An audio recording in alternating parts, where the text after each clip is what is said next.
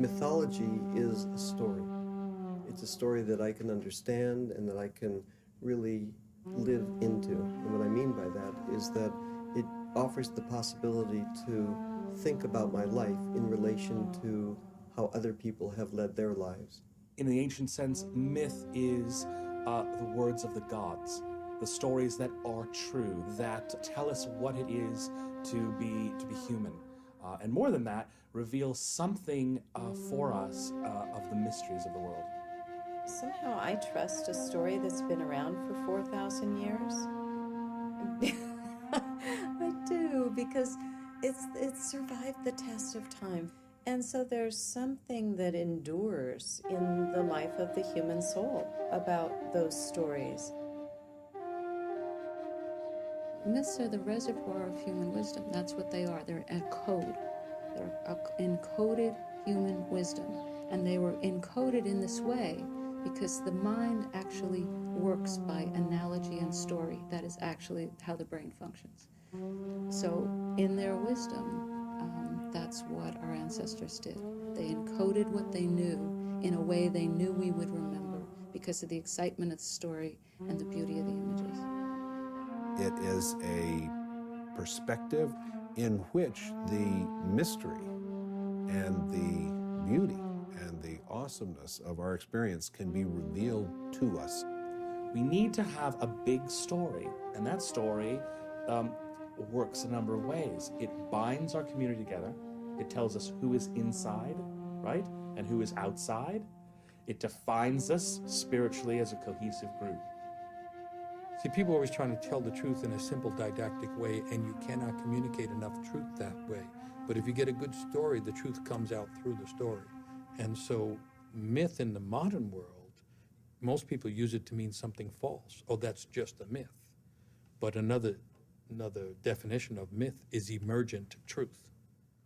So again, the world has gone backwards, and people think a myth is false, when a myth is a false thing that reveals the truth. And so when we read the great myths, we're actually reading and coming in tune with the evolutionary impulse that's governing the universe, that's bespeaking itself through all of these stories in all societies and all civilizations. Mythology is the water in which we swim. It is everywhere. We are our stories. We are our stories. We are our perceptions of the world. One of the primary functions of mythology is that it takes the functions of the human condition and embodiments of the psychological processes and our psychoses made big. Big because we don't get it when it's explained subtly. They give us the story that helps explain on an emotional level the different emotions that we're going through, that words maybe can't explain exactly to us. It's not what we experience that impresses us so much as the stories about what we experience. And, I mean, you can have the experience, but the experience doesn't really live for you the same way till you tell somebody about it. I gotta say, being told a story is even better than reading it a lot of the time. And we hunger for stories, and I was really thinking about this the other day because we've just moved to New York, and I was on the bus, and this lady behind me was telling her friend, I was the plot of a movie, and I just was like needing to hear the rest of it. And I thought, why am I so interested? You know, I don't care about this movie. This woman sounds like a sort of annoying woman, but she was, and I realized she's telling a story. I want to hear the story. In the very earliest time, when both people and animals lived on Earth, an animal could become a person if she wanted to. A person could become an animal.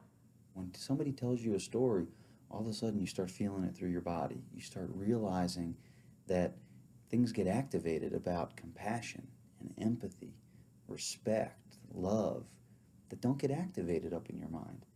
Myths reflect the human experience, but the human experiences are what creates the myths. So they're very, very much a reflection of each other. Joseph Campbell used to say that myth is much more important and true than history. History is just journalism, and you know how reliable that is.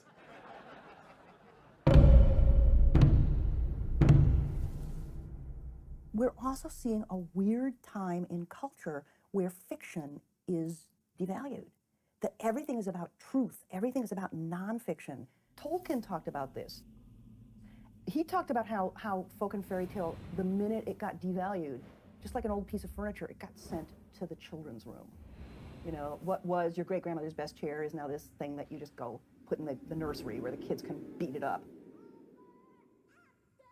What we've forgotten is the connection to the ancestors and the connection to our children. And so if we actually feel like we're the link in this incredible chain, you know, that's taking place, then we have a purpose. You know, we're on a mission. The question becomes then, what kind of story can you tell about you as a person